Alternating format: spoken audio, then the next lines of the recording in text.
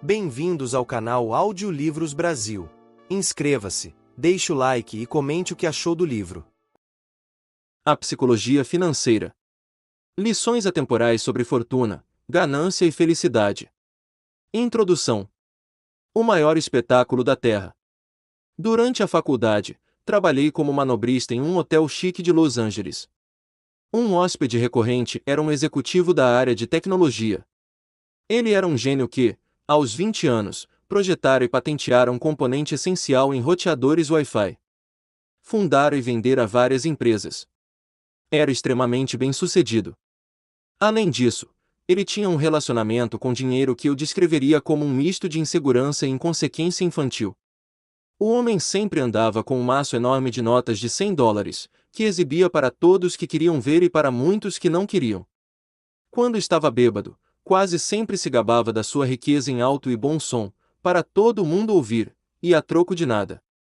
Certo dia, ele entregou milhares de dólares em espécie a um dos meus colegas e disse: "Vá na joalheria que tem aqui perto e compre umas moedas de ouro de $1000. Após uma hora, com as moedas em mãos, o executivo de tecnologia e seus amigos foram até um cais com vista para o Oceano Pacífico.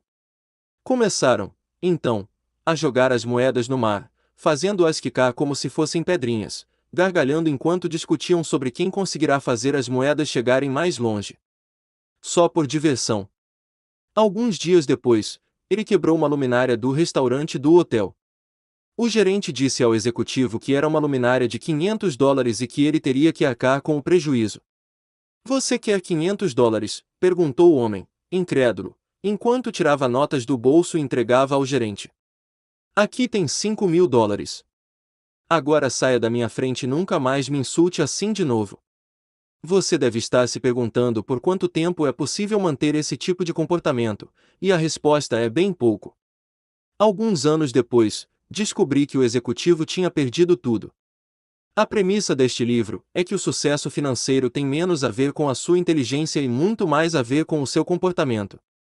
E a forma como alguém se comporta é uma coisa difícil de se ensinar, mesmo para pessoas bastante inteligentes. Um gênio que não consegue controlar as suas emoções pode se tornar um desastre financeiro. O oposto também é verdade. Pessoas comuns sem nenhuma educação financeira são capazes de conquistar riqueza desde que tenham uma meia dúzia de habilidades comportamentais que não estão relacionadas aos métodos formais de medição de inteligência. Meu verbete preferido da Wikipédia começa assim: Ronald James Reed foi um filantropo, investidor, faxineiro e frentista dos Estados Unidos da América. Ronald Reed nasceu na zona rural de Vermont. Foi a primeira pessoa da sua família a concluir o ensino médio, e o fato de que ele precisava pegar carona todos os dias para chegar à escola torna a coisa toda ainda mais impressionante. Para quem conhecia Ronald Reed, não havia muito mais a ser dito. Sua vida era realmente tão discreta quanto parece. Reed passou 25 anos consertando carros em um posto de gasolina e 17 anos varrendo o chão em uma filial da J.C. Penney, uma rede de loja de departamentos. Aos 38 anos, comprou uma casa de 2 quartos por $12.000, e viveu nela pelo resto da vida. Ficou viúvo aos 50 e não voltou a se casar. Um amigo contou que o principal hobby de Reed era cortar lenha. Reed morreu em 2014, aos 92 anos. Foi quando o humilde faxineiro da zona rural ganhou as manchetes do mundo todo. Ao todo, 2.813.503 americanos morreram em 2014. Menos de 4 mil tinham um patrimônio líquido de mais de $8 milhões quando faleceram. Ronald Reed era um deles. No testamento, o ex-faxineiro deixou $2 milhões para os enteados e mais de 6 milhões para o hospital e para a biblioteca da cidade. Todos que conheciam Reed ficaram perplexos. Onde ele tinha conseguido tanto dinheiro? No fim das contas, não havia nenhuma história secreta. Nada de bilhete de loteria ou herança. Reed guardou o pouco que podia e investiu em ações blue chips, ou seja, ações de primeira linha. Em seguida, passou décadas esperando aquele pequeno investimento inicial render e alcançar $8 milhões. Simples assim. De faxineiro a filantropo. Poucos meses antes da morte de Ronald Reed, um homem de nome Richard também chamara a atenção dos jornais. Richard Fusconi era tudo que Ronald Reed não era. Fusconi, um executivo do Banco Merrill Lynch formado em Harvard e com pós-graduação, teve uma carreira tão bem-sucedida no mercado financeiro que se aposentou aos 40 anos e se tornou filantropo.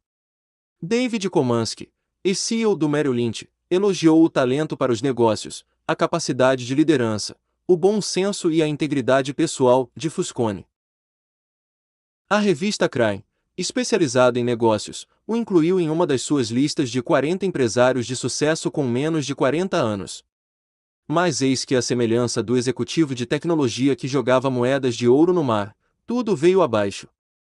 Em meados dos anos 2000, Fusconi fez um grande empréstimo para expandir uma mansão de mais 1,5 mil metros quadrados em Greenwich, Connecticut, que tinha 11 banheiros, 2 elevadores, 2 piscinas e 7 garagens, e cujos custos de manutenção eram superiores a $90 mil por mês. E então veio a crise financeira de 2008. A crise afetou as finanças de quase todo o mundo, e, aparentemente, transformou o dinheiro de Fusconi em pó. Dívidas altas e ativos sem liquidez o levaram à falência. Neste momento, não tenho nenhuma fonte de renda, declarou ele a um juiz de falências em 2008. Primeiro, sua casa de Palm Beach foi executada. Em 2014, foi a vez da mansão de Greenwich. 5 meses antes de Ronald Reagan deixar sua fortuna para a caridade, a mansão de Richard Fusconi, onde os convidados se lembravam da emoção de jantar e dançar em um piso transparente sobre a piscina interna da casa, foi vendida em um leilão de execução hipotecária por um valor 75% menor do que o da avaliação feita por uma seguradora. Ronald Reagan era paciente, Richard Fusconi, ganancioso. Isso foi o suficiente para que a enorme diferença entre a formação e a experiência dele se tornasse relevante. A lição aqui não é seja mais como Ronald e menos como Richard, embora esse não seja um conselho ruim. O que é fascinante em relação a essas histórias é o quanto elas são exclusivas do mercado financeiro. Em que outro setor alguém sem diploma universitário, sem treinamento, sem formação, sem experiência formal e sem conexões supera enormemente alguém com a melhor educação, o melhor treinamento e as melhores conexões? Não consigo pensar em nenhum. É impossível imaginar uma história na qual Ronald Reagan faz um transplante de coração melhor do que um cirurgião que estudou em Harvard. Ou na qual ele projeta um arranha-céu melhor do que arquitetos com diplomas de excelentes instituições. Ninguém nunca vai ouvir a história de um faxineiro que superou os melhores engenheiros nucleares do mundo. Mas histórias assim acontecem no setor financeiro. O fato de que Ronald Reagan e Richard Fusconi possam coexistir tem duas explicações possíveis. Uma diz que os resultados financeiros são orientados pela sorte, independentemente de inteligência e esforço. Isso é verdade até certo ponto, e este livro vai tratar do assunto com maior profundidade. A outra, que acredito ser mais comum, diz que o sucesso financeiro não é uma habilidade técnica.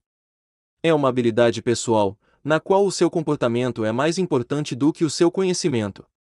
Eu chamo essa habilidade pessoal de psicologia financeira. O objetivo deste livro é contar pequenos casos para convencer você de que as habilidades pessoais são mais importantes do que o lado técnico do capital.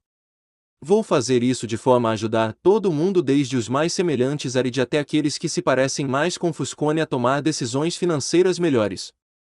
Eu descobri que essas habilidades pessoais são muito subestimadas. A educação financeira é ensinada, em grande parte, como um campo puramente matemático. Você preenche os dados em uma fórmula, essa fórmula lhe diz o que fazer, e presume-se que você simplesmente vai seguir a sugestão dela. Isso acontece nas finanças pessoais, quando nos dizem que é preciso guardar 10% do salário e ter um fundo de emergência equivalente a 6 meses de despesas. Isso acontece no ramo de investimentos, no qual sabemos as correlações históricas exatas entre as taxas de juros e o valor de uma empresa. E acontece no mundo corporativo, no qual os CFOs são capazes de medir o custo preciso do capital. Não é que essas coisas sejam ruins ou estejam erradas. O problema é que saber o que precisa ser feito não tem relação alguma com o que acontece dentro da sua cabeça quando você tenta fazer a coisa em si. 2 tópicos afetam a todos, quer você esteja interessado neles ou não: saúde e dinheiro. A indústria da saúde é uma vitória da ciência moderna, tendo proporcionado um aumento da expectativa de vida no mundo inteiro. As descobertas científicas substituíram velhos conceitos dos médicos sobre como o corpo humano funciona, e, assim, Todos estão mais saudáveis hoje por causa disso. Com a indústria do dinheiro, investimentos, finanças pessoais, planejamento de negócios, é outra história. O setor financeiro cooptou as mentes mais brilhantes das principais universidades nas últimas 2 décadas. Uma década atrás, o curso de engenharia financeira era o mais popular da Princeton School of Engineering. Existe alguma evidência concreta de que isso nos tornou investidores melhores? Não encontrei nenhuma. Por meio de tentativa e erro coletivos ao longo do tempo, nos tornamos melhores agricultores, encanadores mais qualificados e químicos mais sofisticados. Mas o método de tentativa e erro nos ensinou a melhorar as nossas finanças pessoais. Temos menos probabilidade de nos afundarmos em dívidas. É mais provável que tenhamos dinheiro guardado para imprevistos ou para a aposentadoria. Temos uma visão mais realista sobre o que o dinheiro pode, e o que não pode, fazer pela nossa felicidade. Não encontrei nenhum indício convincente. Acredito que grande parte disso se deve ao fato de que pensamos e aprendemos sobre o dinheiro de formas parecidas demais com a física, com leis e paradigmas, e parecidas de menos com a psicologia, com emoções e pormenores. E isso, para mim, é tão fascinante quanto essencial. O dinheiro está por toda parte, afeta todos nós e confunde a maioria das pessoas. Todo mundo pensa sobre ele de formas ligeiramente diferentes. Ele oferece lições sobre coisas que se aplicam a diferentes áreas da vida, como risco, confiança e felicidade. Poucos tópicos além do dinheiro mostram um paralelo mais poderoso para nos ajudar a entender por que as pessoas se comportam dessa ou daquela maneira. É um dos maiores espetáculos da Terra. A abordagem que adoto da psicologia financeira foi moldada por mais de uma década escrevendo sobre o assunto. Comecei a fazer isso no início de 2008. Era o início de uma crise financeira, e a pior recessão enfrentada pelos Estados Unidos em 80 anos. Para poder falar sobre o que estava acontecendo, eu precisava descobrir o que estava acontecendo. Porém, a primeira coisa que aprendi depois que a crise financeira explodiu foi que ninguém conseguia explicar de forma precisa o que se desenrolava, o porquê e muito menos o que deveria ser feito a respeito. Para cada boa explicação, havia uma refutação igualmente convincente. Engenheiros conseguem determinar a causa do desabamento de uma ponte porque há um consenso de que, se certa quantidade de força for aplicada sobre determinada área, essa área vai colapsar. A física não é controversa. Ela é guiada por leis. Com a economia, é diferente. A economia é guiada pelo comportamento das pessoas. E a forma como eu me comporto pode fazer sentido para mim, mas também pode parecer loucura para você. Quanto mais eu estudava e escrevia sobre a crise, mais percebia que era possível entendê-la melhor pelas lentes da psicologia e da história do que pela perspectiva da economia. Para entender por que as pessoas se atolam em dívidas, não é necessário estudar as taxas de juros, mas a história da ganância, da insegurança e do otimismo. Para entender por que investidores se desfazem de ações em meio a um bear market, um momento de queda acentuada, não é preciso estudar a matemática dos retornos esperados, mas, sim, pensar na agonia que é olhar para a sua família e se perguntar se os seus investimentos não estão colocando em risco o futuro dela. Adoro uma observação creditada a Voltaire: a história não se repete nunca, o homem se repete sempre. Isso se aplica muito bem à forma como nos comportamos em relação ao dinheiro. Em 2018, escrevi um relatório detalhando 20 dos principais erros, vieses e motivos do mau comportamento com dinheiro. O título do relatório era The Psychology of Money, e ele foi lido por mais de 1 milhão de pessoas. Este livro é um mergulho mais profundo no mesmo tópico. Algumas passagens curtas do relatório estão presentes, inalteradas, aqui. O que você tem em mãos são 20 capítulos, cada um descrevendo o que considero ser uma das características mais importantes, e muitas vezes contraintuitivas, da psicologia financeira. Os capítulos giram em torno de um tema comum, mas existem por conta própria, de modo que podem ser lidos de forma independente. Este não é um livro extenso. Não precisa agradecer. Boa parte dos leitores não lê os livros até o fim porque a maioria dos tópicos não precisa de um sem número de páginas para serem explicados. Prefiro fazer 20 observações curtas que você vai ler até o fim do que uma só, enorme, que você vai largar na metade. Vamos lá. 1. Ninguém é maluco. Suas experiências pessoais com dinheiro respondem por mais ou menos 0,000000001% do que acontece no mundo, mas por cerca de 80% da forma como você acha que o mundo funciona. Deixe-me contar uma história sobre um problema. Ela pode fazê-lo se sentir melhor em relação a como você usa o seu dinheiro e menos crítico em relação a como os outros usam o deles. As pessoas fazem coisas malucas quando o assunto é dinheiro. Mas ninguém é maluco. A história é a seguinte: pessoas de gerações diferentes, criadas por pais diferentes que ganharam rendas diferentes e acreditavam em valores diferentes, em partes diferentes do mundo, nascidas em economias diferentes, vivendo em mercados de trabalho diferentes com incentivos diferentes e graus de sorte diferentes, aprendem lições bem diferentes. Cada pessoa tem uma visão única e particular sobre como as coisas funcionam. E o que você vivencia é mais forte do que aquilo que aprende pelo exemplo de outrem. Então, todo mundo, você, cada um de nós passa a vida ancorado em um conjunto de pontos de vista sobre como o dinheiro funciona, pontos que variam amplamente de indivíduo para indivíduo. O que parece loucura para você pode fazer sentido completo para mim. Alguém que cresceu em meio à pobreza pensa sobre risco e recompensa de uma forma que o filho de um banqueiro abastado jamais conseguiria imaginar. Alguém que cresceu em meio à inflação alta vivenciou algo que a pessoa que passou a vida em uma época de preços estáveis nunca teve que experimentar. O corretor da bolsa que perdeu tudo na crise de 1929 experimentou algo que o trabalhador da indústria de tecnologia que desfrutou da glória do final dos anos 1990 nunca conseguiria conceber. O australiano que passou 30 anos sem ver uma recessão pôde experimentar uma coisa que nenhum americano jamais experimentou. E assim por diante.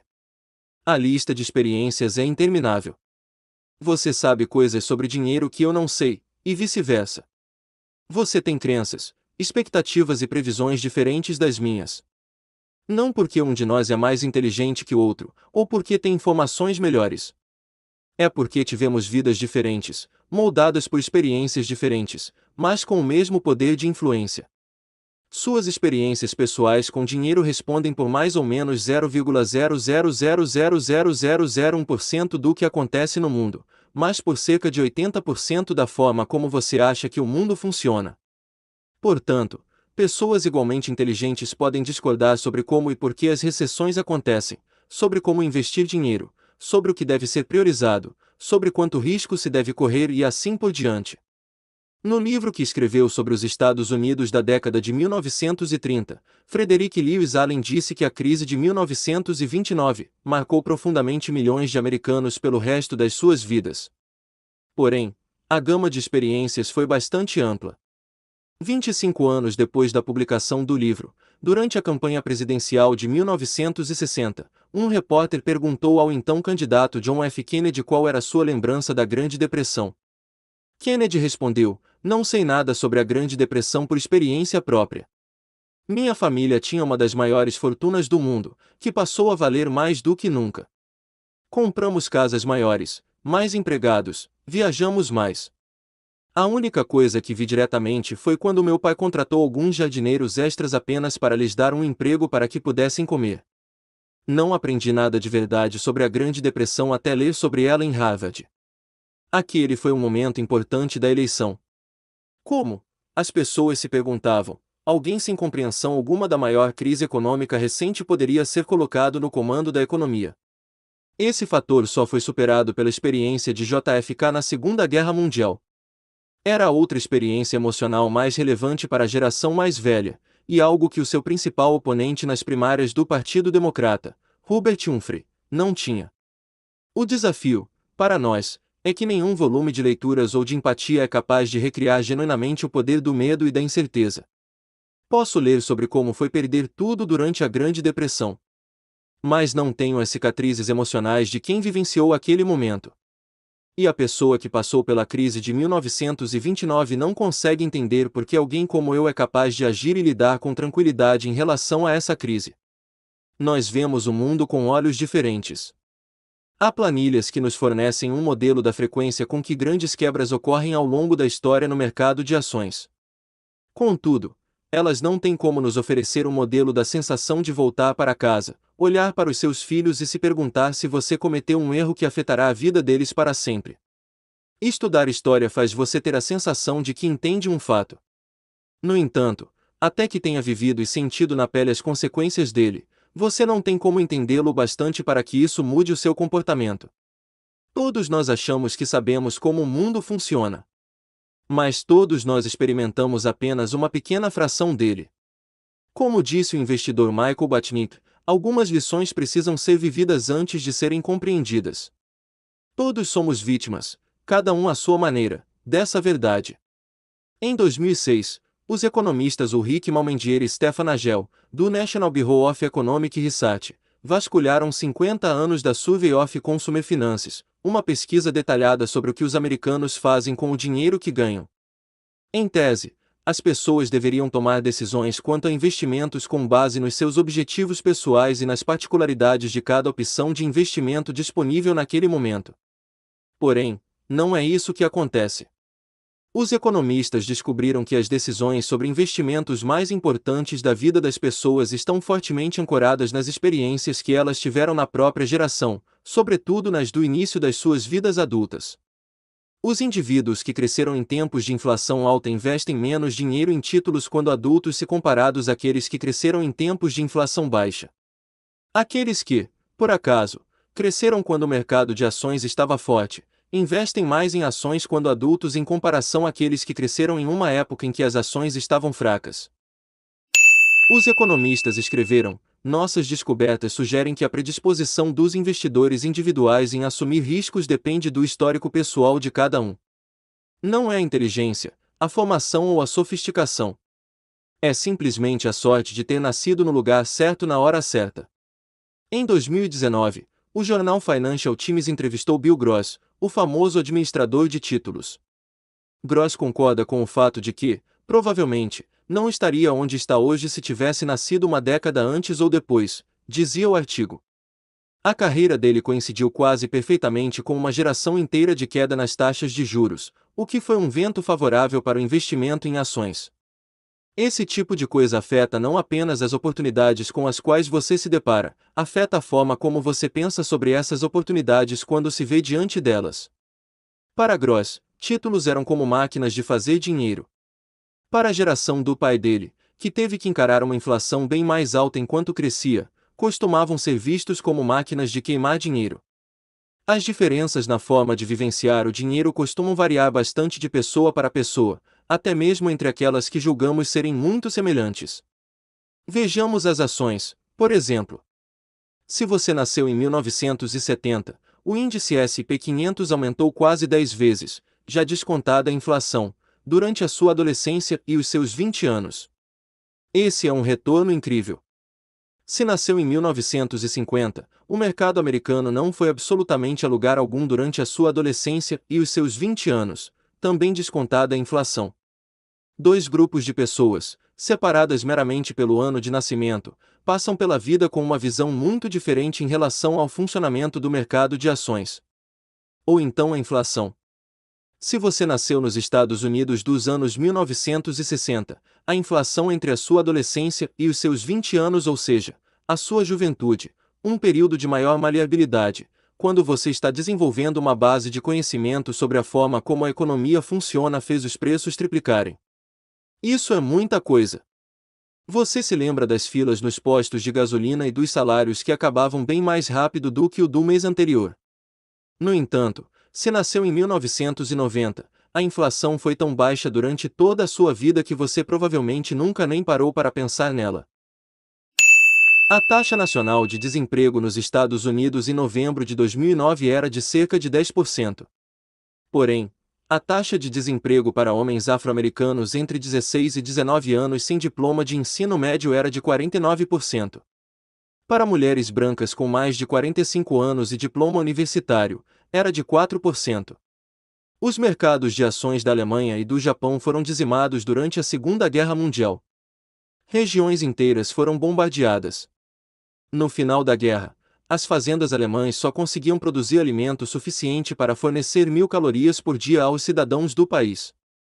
Compare isso com os Estados Unidos, onde o mercado de ações mais do que dobrou de valor de 1941 até o final de 1945, e a economia vivia o seu melhor momento em quase 2 décadas. Não faz sentido esperar que os membros de cada um desses grupos passem o restante da vida tendo a mesma visão sobre a inflação, ou sobre o mercado de ações, sobre o desemprego, sobre dinheiro, em geral.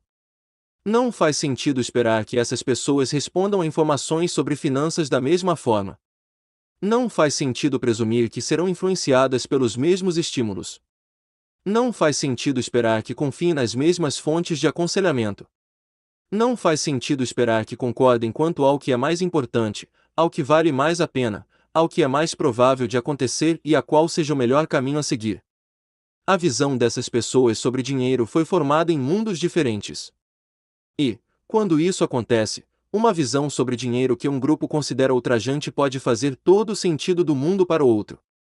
Alguns anos atrás, o The New York Times publicou uma matéria sobre as precárias condições de trabalho da Foxconn, a gigantesca fabricante de aparelhos eletrônicos com sede em Taiwan. Com razão, os leitores ficaram ultrajados. No entanto, uma resposta fascinante veio do sobrinho de uma funcionária chinesa, que escreveu na seção de comentários: "Minha tia trabalhou vários anos no que os americanos costumam chamar de sweatshops. Trabalho difícil. Longas jornadas, salário pequeno, condições de trabalho precárias. Sabe o que a minha tia fazia antes de trabalhar em uma fábrica dessas? Ela era prostituta. A ideia de trabalhar em uma sweatshop, em comparação com aquele antigo estilo de vida, é uma melhoria, na minha opinião. Sei que a minha tia preferia ser explorada por um malvado chefe capitalista por alguns dólares a ter o próprio corpo explorado por vários homens por alguns centavos. É por isso que me aborreço com o pensamento de muitos americanos. Não temos as mesmas oportunidades que o Ocidente. Nossa infraestrutura governamental é diferente. O país é diferente. Sim, trabalhar na fábrica é horrível. Podia ser melhor. Podia, mas só quando você pensa nos empregos dos americanos. Eu não sei o que fazer com isso. Parte de mim quer discutir. Parte de mim quer compreender. Mas, acima de tudo, isso é um exemplo de como experiências diferentes podem levar a visões muito distintas quanto a um tópico que um lado acredita, intuitivamente, que deveria ser preto no branco. Toda decisão financeira que uma pessoa toma é fruto da informação que ela tem à disposição no momento, associada ao seu modelo mental único sobre a forma como o mundo funciona. Essas pessoas podem estar mal informadas. Podem ter informações incompletas. Podem ser ruins em matemática. Podem ter sido convencidas por propagandas enganosas. Podem não ter a menor ideia do que estão fazendo. Podem ter avaliado mal as consequências de suas atitudes. Tudo é possível. Mas cada decisão financeira que uma pessoa toma faz sentido para ela naquele momento e está de acordo com os parâmetros que ela própria determina. Ela conta a si mesma uma história sobre o que está fazendo e por que está fazendo, e essa história foi moldada pelas experiências únicas que viveu. Veja um exemplo simples: bilhetes de loteria. Os americanos gastam mais com bilhetes de loteria do que os valores que gastam com filmes, videogames, música, eventos esportivos e livros somados. E quem compra esses bilhetes? Pessoas de baixa renda, em sua maioria. As famílias de baixa renda nos Estados Unidos gastam em média $412 por ano em bilhetes de loteria, 4 vezes o valor gasto pelas famílias de alta renda. 40% dos americanos não conseguem dispor de $400 em uma emergência. Ou seja, aqueles que gastam $400 por ano em bilhetes de loteria são, em geral, os mesmos que dizem que não conseguiriam dispor de $400 em uma emergência. Os fundos de emergência dessas pessoas são desperdiçados em algo que tem a chance de retorno de 1 em milhões. Para mim, isso parece loucura. Provavelmente parece loucura para você também. Contudo, eu não faço parte do grupo de baixa renda. Você provavelmente também não faz. Portanto, é difícil para a maioria de nós compreender intuitivamente o raciocínio das pessoas de baixa renda que compram bilhetes de loteria. Porém, com um pouco de esforço, talvez você consiga imaginar algo assim: você vive de salário em salário, e guardar dinheiro parece algo impensável. A perspectiva de aumentar esse salário também parece impensável. Você não tem como pagar por férias bacanas, carros novos, plano de saúde ou casas em bairros seguros. Seus filhos não têm acesso à faculdade sem que você assuma uma dívida incapacitante. A maioria das pessoas que leem livros sobre finanças ou já possuem, ou têm uma boa chance de obter, coisas que você jamais terá. Comprar um bilhete de loteria é o único momento da sua vida em que você pode sonhar de modo palpável em conquistar as coisas boas que essas pessoas já têm e com as quais nem precisam se preocupar. Você está comprando o bilhete por um sonho, e essas pessoas não têm como entender isso, porque elas já estão vivendo um sonho. É por isso que você compra mais bilhetes do que elas. Você não precisa concordar com esse raciocínio. Comprar bilhetes de loteria quando não se tem dinheiro continua a ser uma péssima ideia. Mas eu consigo entender, de algum modo, porque algumas pessoas continuam comprando esses bilhetes. E esse conceito de "o que você está fazendo" parece loucura para mim, mas, de certa forma, eu entendo, expõe a origem de muitas das nossas decisões financeiras. Poucas pessoas tomam esse tipo de decisão apenas com base em uma planilha. Elas fazem isso durante um jantar em família ou em uma reunião de negócios. Momentos em que história pessoal, visões singulares do mundo, ego, orgulho, marketing e estímulos improváveis se mesclam para formar uma narrativa que faça sentido para cada indivíduo. Uma coisa importante, que ajuda a explicar por que é tão complicado tomar decisões financeiras e por que existem tantos comportamentos inadequados, é perceber o quanto esse assunto é recente. O dinheiro circula entre nós há bastante tempo. Acredita-se que tenha sido o rei Alíates da Lídia, parte da atual Turquia, quem criou a primeira moeda oficial, por volta de 600 a.C. Mas os fundamentos modernos das decisões financeiras poupar e investir têm por base conceitos que ainda estão engatinhando. A aposentadoria, por exemplo. Nos Estados Unidos, ao final do ano de 2018, havia 27 trilhões de dólares investidos em planos de aposentadoria, fazendo dela o principal estímulo das decisões de investimento e de poupança do investidor comum. No entanto, o conceito de se ter direito a uma aposentadoria existe há, no máximo, 2 gerações. Antes da Segunda Guerra Mundial, a maioria dos americanos trabalhava até morrer. Essa era a expectativa e a realidade. A taxa de participação na força de trabalho de homens com 65 anos ou mais era superior a 50% até os anos 1940. A administração do Seguro Social tinha o intuito de mudar isso. Porém, no princípio, seus benefícios nem chegavam perto de ser uma aposentadoria adequada. Quando Ida May Fuller descontou o primeiro cheque do Seguro Social em 1940, ele valia 22,54 dólares, ou 416 dólares hoje em dia, reajustando com a inflação. Foi apenas na década de 1980 que o valor médio do seguro social para aposentados ultrapassou 1.000 dólares mensais, já corrigidos pela inflação. Até o final dos anos 1960, o Departamento do Censo classificava mais de um quarto da população americana acima dos 65 anos entre os que viviam em situação de pobreza. Havia uma crença generalizada de que todo mundo tinha um plano de previdência privada. Isso, no entanto, é bastante exagerado. O Employee Benefit Research Institute explica: apenas um quarto das pessoas com 65 anos ou mais recebia algum tipo de pensão em 1975. Dentre essa sortuda minoria, a pensão representava apenas 15% da renda familiar. Em 1955, o The New York Times publicou um artigo sobre o desejo cada vez maior, em contraste com a persistente impossibilidade, que os americanos tinham de se aposentar, reformulando um velho ditado: todo mundo está falando em se aposentar, mas, aparentemente, poucos estão fazendo algo a respeito disso. Foi somente na década de 1980 que surgiu o conceito de que todos mereciam, e deveriam ter, uma aposentadoria digna. Desde então, a forma de obter essa aposentadoria digna tem sido a expectativa de que cada um vai economizar e investir nela do próprio bolso. É importante reforçar o quanto este conceito é recente. O Plano 401(k), a forma mais comum de poupança para aposentadoria nos Estados Unidos, não existia até 1978. A Roth IRA, Individual Retirement Account, ou conta individual de aposentadoria, só surgiu em 1998. Se fosse uma pessoa, mal teria idade para beber. Não deveria ser motivo de espanto para ninguém o fato de muitos de nós sermos péssimos em guardar dinheiro para a aposentadoria. Ninguém aqui é maluco. Somos novatos, só isso. A mesma coisa vale para a universidade. O percentual de americanos acima dos 25 anos com diploma de ensino superior passou de menos de 5% em 1940 para 25% em 2015. O custo médio de uma faculdade nesse período aumentou mais de 4 vezes, descontando a inflação.